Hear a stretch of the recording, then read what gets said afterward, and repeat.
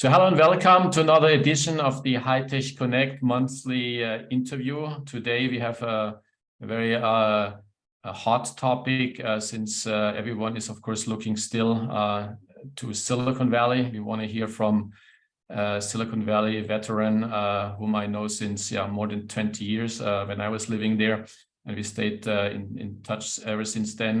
We wanted to know from him what is the state of Silicon Valley, and of course also maybe, which is interesting, I think, to hear, especially these days, how Silicon Valley sees Europe, and what we can learn from how they see us maybe. So hello and welcome, Shomit Ghose. How are you today?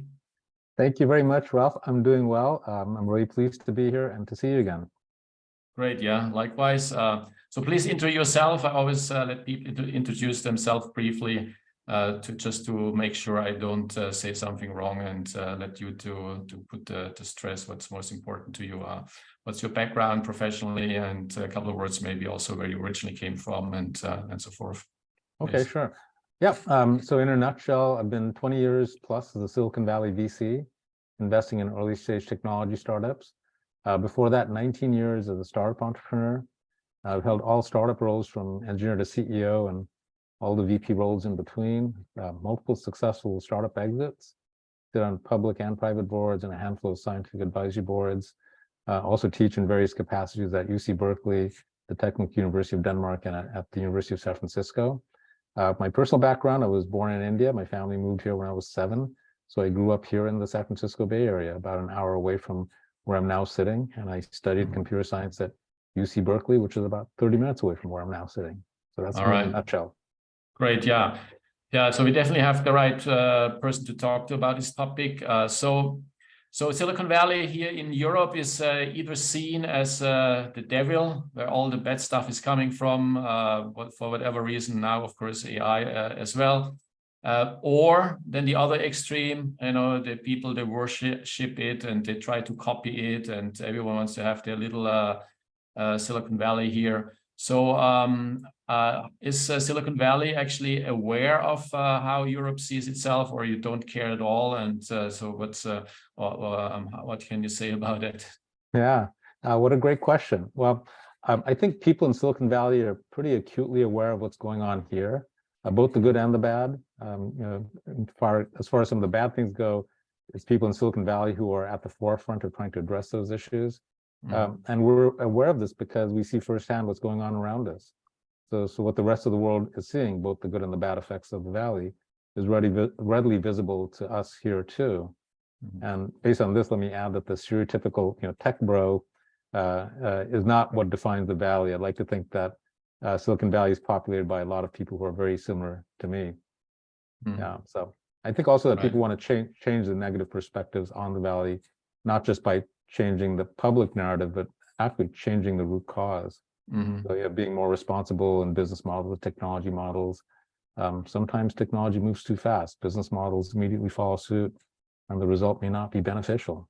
Right. So let's see if we can be more deliberate going forward. Right. Yeah. So what is, in your opinion, from what you observe, and you have been there in more than 20 years, as you said, the current state of Silicon Valley? There are, of course, also things you can read here that, the end of the straw now with AI stuff, or, it's overheated, over-invested, over everything, right? Everything too expensive, and it's coming to an end. Lots of other things, or then others are saying, just more like me, will never be an end. They always come up with something new, and, anyway, but what is, in your opinion, the current state, from the good to bad, and so where is Silicon Valley right now? Right, and I think you caught the summary of it right there, Ralph, and particularly based on your experience of seeing, the Silicon Valley always comes up with something new, and I'm sure that will continue to be the case. But to answer your question, it's slowing macro economy here for sure, and thus far it's been a bumpy ride along the bottom of the sea. This is reflected in all aspects of the Silicon Valley landscape. You've got large publicly traded companies like Google, Facebook, Amazon, Salesforce laying off tens of thousands of people. And within startup financing, average valuations have gone down across all phases of investing, and most deeply in the later stages. So these are the kind of the negative things that we're seeing. But still, as you just remarked too, Ralph, entrepreneurs are an optimistic lot. It's part of their DNA. So despite the downturn, there's still a good measure of optimism about the future here. And this future will be built atop AI. But as I stated in my last remarks, we have to be very deliberate to deliver positive, beneficial solutions and not negative ones. And this will require some hard thinking. Right. But wasn't it just some over, I don't know, exaggeration? If you look at the numbers in terms of investments done, 3-4 years ago before the pandemic, we are pretty much back to that time. And then because of the pandemic, everyone's sitting at home and buying their computer gear and using cloud services. Suddenly even the last companies in the world discovered cloud, required more equipment, and bandwidth and whatnot. So there was a big boom. And of course, we've had the hires, so it was overhired. And now, it's just cleaning this up. Isn't it a bit like that, or is it more? I think it's more. The Okay. parts that you touched on are absolutely happening here. But the technology is consumed both by we individuals and also by corporations. And it may be that we overhired and overspent in the middle of the pandemic for the consumer end of the equation. But technology is equally impacting how businesses do business. And AI is bringing new capabilities to enterprises. And that's where I think the disruptive opportunities really lie. And that, I think, is an evergreen and growing market today. So what do you, on a personal level, like about the business environment, and living and working there in Silicon Valley? And is there also stuff that you dislike? I know that you have some affiliation, as you also mentioned at the beginning, to Denmark. So you know somewhat Europe as well. Would you rather live here than there and do business? Or Yeah, yet another good question. So of course, in the end, it's all about personal likes and dislikes. For me, what I love about Silicon Valley and the Bay Area here in San Francisco Bay Area is it's very open. I love the openness. It's very informal, collaborative, tolerant, and a free thinking culture. This makes for rewarding personal relationships and rewarding professional relationships. It also makes for innovation, bringing disruption to legacy business models. As far as the dislikes, it's very easy to abstract that the whole world looks like the Valley. It doesn't, of course, and that's a good thing that it doesn't all look like the Valley. But it's easy for people here to lose sight of the fact that life is different elsewhere, and we shouldn't fall victim to this myopia. And perhaps this whole metaverse concept is illustrative of this. Okay, yeah, we don't dive into that. I mean, we will definitely dive into AI since it's such a hot thing, and is of course not mainly, but not only, but mainly coming from you guys. But let's look at different perspective. How does Silicon Valley actually see Europe? I mean, are you actually even looking at us at all? I think so. As I mentioned, the whole world doesn't look like the Valley. So to be able to have globally impactful companies, we need to understand the perspectives that exist elsewhere on the planet. And who best to understand those perspectives than the people who actually live there? So I think this is a tremendous opportunity for tech entrepreneurs in Europe, and they're by no means at a disadvantage vis-a-vis Silicon Valley. They bring a different set of perspectives. So I think the savvy investor, the savvy entrepreneur here in the Valley understands that there's a tremendous amount of value that comes from people, companies, investors in Europe. But it's also a fact that's actually one of the reasons also that motivated me to start High Tech Connect, to make people aware here more of the high tech business scene and the trends. It's a fact that the last 30 years we didn't do much investment, and we are completely falling back in literally any high tech topic. Whatever you mentioned, whether it's mobile technology, e-commerce, or semiconductor. Good, we have here and there a few still left, but the top players also in the US. And then of course AI, we have the theoretical, the educated folks, but then they are hired away also from you guys. They're also not here then really finding. So we have only 3% of the top 100 technology company valuations, as I just saw recently. So 97% is somewhere else. China's catching up, but still more than 60% in the US. Of course, not only Silicon Valley. So what has been done wrong here that there's only 3% of the high-tech valuation has been created here, and you think there's any chance at all to catch up ever? Yeah, I think absolutely there's a chance to catch up. I'm of the belief that genius is global. Human brilliance is evenly distributed across mankind's population. So absolutely, I'm very bullish on the impact that European entrepreneurs and companies can have. I think one thing that US startups and companies have done particularly well is from day one, they've had a global perspective. And so when they set forth on their journey from the first day, Ralph and Shomit form a company on day one, we know it will have a global impact, and we build a company for that global impact from the very beginning. I think it's easy for companies, and I see this in maybe more often in European companies than in American ones, but it's easy to think, oh, we're going to dominate the local region, and then we're going to expand to the region next door, et cetera, et cetera. And you have a very regional focus. By doing so, you put yourself at a disadvantage against those companies who are building products that will have worldwide reach. We're considering economics that are worldwide and not just regional. Yeah.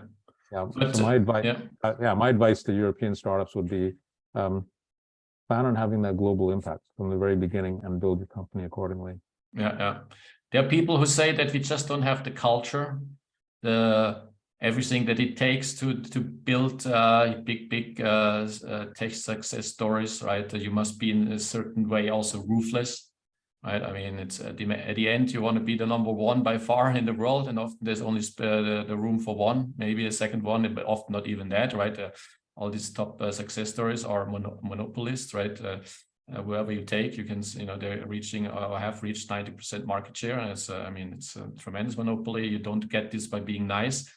So you think it's culturally driven as well? I'll go back to saying that I think it's really important to think big from day one. Americans, and you see this from Hollywood, you certainly see this here in Silicon Valley, Americans think big. And this would be my call to action to companies, not just in Europe, but everywhere in the world, is think big, because success lies in having global impact. And here in California, for example, this is the world's 5th largest economy, I think about to become the world's 4th largest economy. No startup would get funded by saying, we're going to dominate California.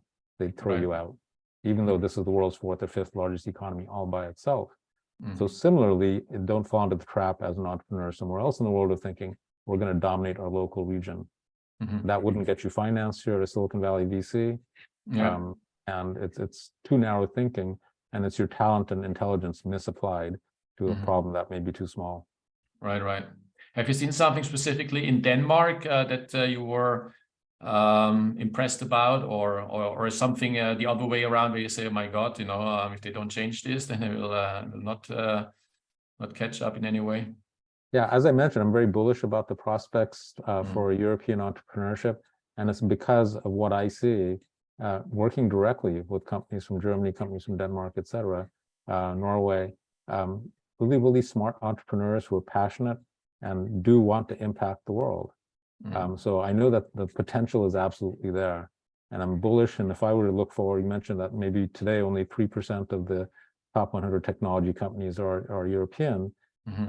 Let me just predict that this will change radically in the coming 10 years. I think it can't not change. You've got a really strong base of talented, smart people. We've got great universities across Europe, great universities. Think about there in Switzerland, you've got ETH, one of the best universities on the planet, right? So there's no shortage of intellectual brain power. And I think that this will change because, this brain power will be applied more and more to these global problems that are vexing us. Okay. Let's talk about the Silicon Valley bringing up new stuff, right? It's not just you have super engineers. For some reason, you have also the very creative marketing folks, technical marketing and product management in particular. And you come up with these buzzwords that drive the whole world. When I was living in Silicon Valley, it was cloud. There was a guy coming up who has founded Salesforce.com. He was fighting the established software industry, with very creative stuff, and no one could stop him. And today, see where he is, right? Also, what came up was new data networking schemes like from gigabit to terabit, and so that came from there, and other stuff. Actually, at that time, Google was founded, so it's quite some time ago. So anyway, but so all these things usually come out of Silicon Valley. I see hardly any big buzzword in tech coming from somewhere else. Is there a reason for that, or it's just the natural thing where the business is created, and also the trends and the buzz? Often these are of course buzzwords, but I think you need certain buzzwords to drive whole industries, even if they're as abstract as it could be, right? AI could be lots of things, and totally different. Cloud, maybe a bit more specific, but also lots of things are involved. What is it about buzzwords and the trends that? So I think part of that may be that when it comes to marketing, again, Americans may have a penchant for doing so. You just look at all the global brands that are American, everything from Coca-Cola to Nike to Hollywood. So it may be that there is just a history of being able to communicate in this brash and broad way. So that may be part of it. I think with Silicon Valley specifically, the Valley is built on disruption, and it's all about how do we disrupt the economics of an existing business model.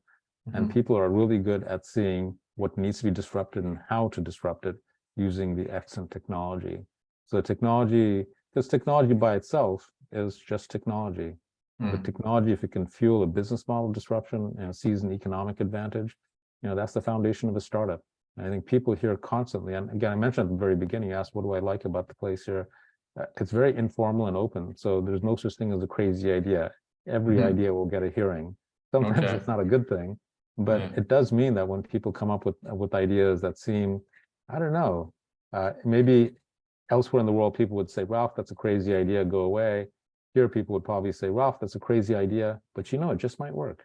And that's what fuels the disruptions that we see that are so successful in companies like Airbnb, et cetera. Maybe just, we're, the culture here is very open, very accepting of new ideas, and there's so much technology that we can feed it in those new ideas. Is it also risk-taking? But of course, on the other hand, you have to take less risk there, because if you fail, you just start again next door, right? They still find investors here in Europe. It is still, if you fail, then will becoming a huge battle for you personally, and not only personally, but also business-wise, right? I have the feeling in Silicon Valley it's all a bit different. What is the reason for that? Is it again culture, or is it just something people have learned that someone who failed is actually even a better chance to succeed next time? Yeah, even more experience. These are great points. I think this is a very risk-tolerant culture here for entrepreneurs and investors both. And it's not a bad thing to have failed, because as you just pointed out, Ralph, people will say, well, you've learned, so now you won't repeat that same mistake, and you learned on someone else's dying, so great. So it's a risk-tolerant culture, and maybe there's a little bit still this aspect of the wide open spaces of the West that defined America in the past couple of centuries, and maybe that's now applied to technology and business model disruption. One question that just came to my mind. I was last week in Thessaloniki. There was the European Business Angel Network yearly congress. 1,000 people were there. Much less than the years before. I was there the first time, so I met lots of angel investors. There were people from the US, and they also gave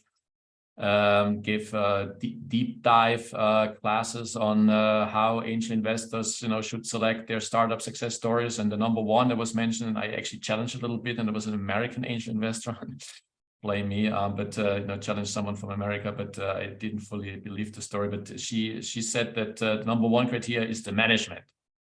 Looking at the management, and then I said, my question was, so you would have missed basically all the big success stories, because they were all university dropouts with absolutely no track record and nothing. She didn't really answer that. Yeah, but these are the big success stories. Isn't it about the big success stories too? You would have missed out on them, right? So what is it for you? Is it also management? And if so, what do you really look at entrepreneurs when you invest, and what are other criteria? I think this might be an important thing to ask you as well here. Yeah, that's a great question, and I'll answer perhaps in the same way that the panel member you spoke to last week, but I won't use the word management, I'll use the word team. I think it's the team that wins, and the team doesn't need to have qualification in having done startups before. They just need to be good native entrepreneurs. So I think it's a team. So if you were to ask me what defines success, and I'm probably abstracting a bit too much here, but I'd say, it's probably 80% team and 20% market. It needs to be a big market that you're addressing, that you're going to disrupt. So that needs to be there. But the success of the company in that space is predicated on the team. So, and perhaps other investors would, and I'm not saying I'm right and they're wrong, because they probably have good cause for having their views, but other investors may have a more, I don't know, diverse set of criteria they look at. They look at, the market, the team, the business model, the technology, et cetera. I think all of those things are important. But again, if we distill it down, if you get the right team, you're going to win. If you get the wrong team, you're going to lose, regardless of what else is in place. So I'd say it's 80% team and 20% market. All right, but I'd like to ask a bit more concrete. So what is it in a team that you're looking for? I mean, you're sitting together with them and you're listening to them, and then you just must have a good feeling at the end of the day. Yes, I trust these guys to pull it off because this guy's technically well, he's the salesperson, he's the operational person, I don't know what. What is it? Is it at the end your gut feeling? Just okay, yeah, I think they can pull it off, or you have specific criteria, where you quantify that? I think it's a multifaceted answer, and it's the same way that we evaluate all people in our lives, whether it's a spouse, a business partner, a coworker, whatever. We evaluate them on multiple attributes. So for an entrepreneur, they need to have a vision, they need to have passion. They need to have high integrity. You don't want somebody who's dishonest. They need to have tenacity. This is really, really an important thing, because startup life, as you know, Ralph, is really tough. You get punched in the face every morning, and you need to have the tenacity to be able to last that out so that you can win. You need to be smart. You need to be humble, so you're able to listen to what the customer is telling you, and you can incorporate that into whatever pivots you may need to do.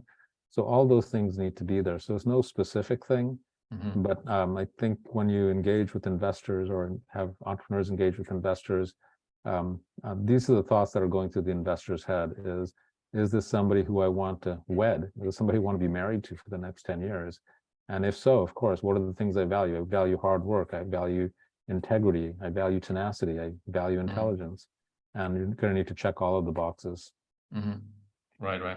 Okay, so let's jump at number one, buzz and word and trend, AI, right? I was in AI also many years before. We didn't have all this excitement. Now suddenly it came because of one company that we all know figuring it out. How good does it have to be to suddenly work? For certain. For lots of use cases. So how is the state there? Is everyone totally crazy about it? Only investments in if your domain name is .ai. What is it all about there now? Can you give us a little bit of feeling? What's like there? Well, everything is AI here today, so it's amazing. Everybody talks about being an AI company. Every startup is an AI company, even if they're not.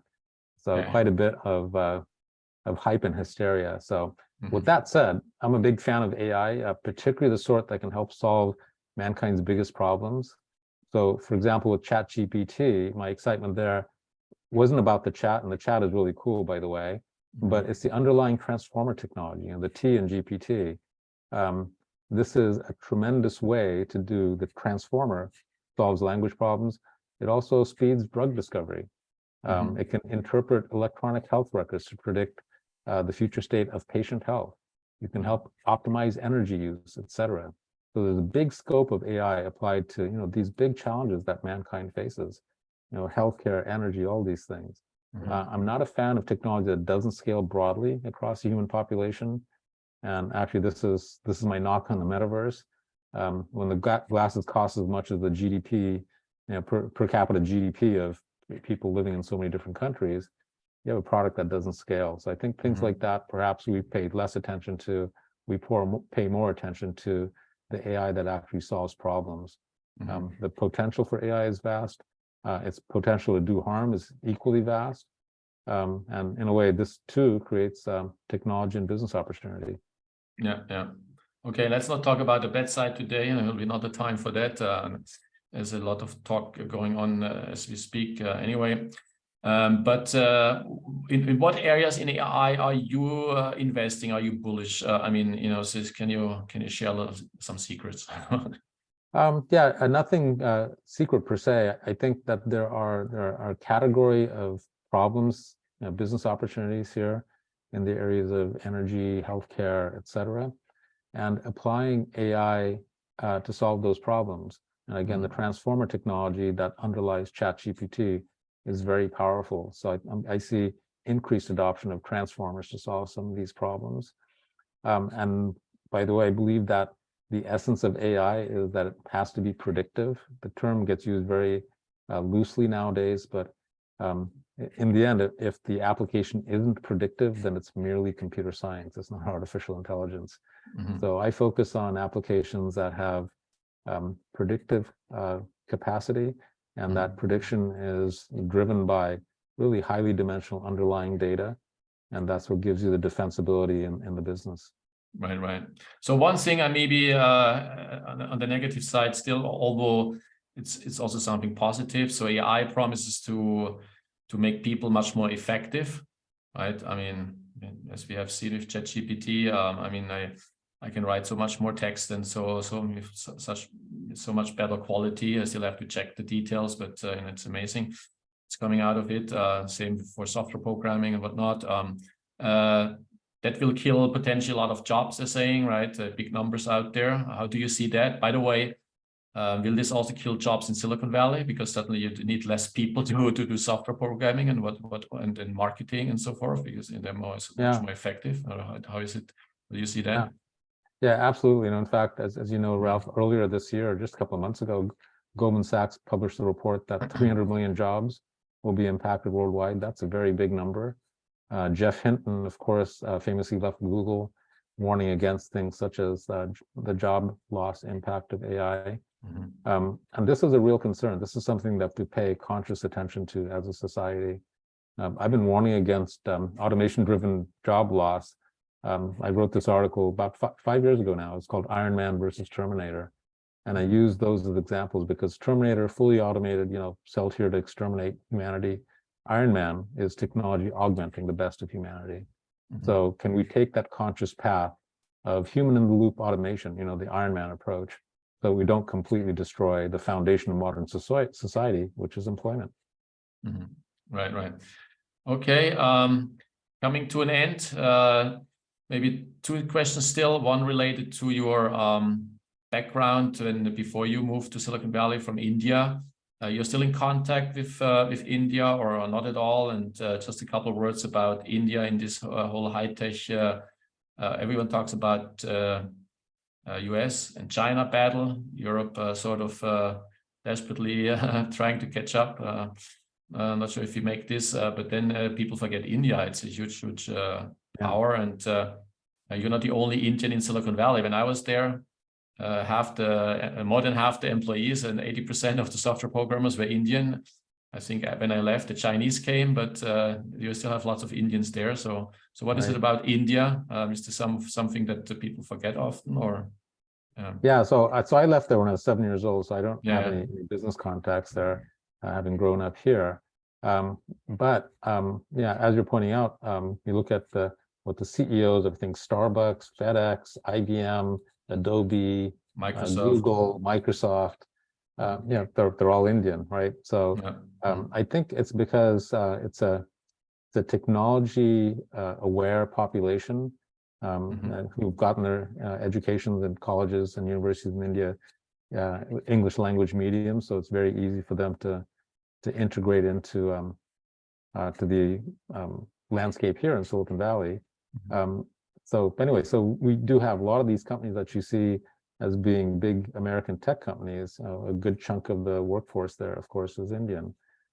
In India itself, again, I don't keep very close touch there, having left there so long ago when I was a child. But from what I've seen, I think it still remains one of the fastest growing economies in the world. I think last year might have been 7% growth, which certainly we'd love to be having here in the US. So I think that's there's going to be continued momentum from Indian technologists and Indian entrepreneurs having an impact on the broader economy. Yeah, maybe to wrap up things. So what do you recommend? Should we copy from Silicon Valley? I'm talking about tech business, and is there anything that you guys can learn even from us here? I think everybody can learn from everybody else in the end. So none of us is so wise that we can't. For we here in the US, I think it would be great for us to learn from the focus on technology ethics that Europe has so well enshrined. So that's a learning that we can have here from Europe. And for Europeans, I think the lesson that maybe they can take away from Silicon Valley is think big. Think of having global impact, not just, for example, if you're a Swiss company, thinking about dominating the DACH countries. Right. Think big. Think on day one, yeah, just me and Ralph were founding this company, but we're going to be big everywhere in the world. So how do we build a company already from day one with that perspective in mind? Okay, great. Thanks so much. Maybe final question. Will you retire more in Europe or in Silicon Valley if you ever retire? Yeah, one of those days if I ever retire. So yeah, I think in a nutshell, I'm here for life. Family, friends, culture, weather, geography, politics, everything that matches with me is right here in the Valley. So I don't see myself leaving this geography. I see. Okay. Thanks so much, Shomit. Great talking to you. Thanks for sharing your insights, and you have a great day, and we'll be in touch. Cheers. You as well. Thank you so much, Ralph. Thank you. Bye-bye. Cheers.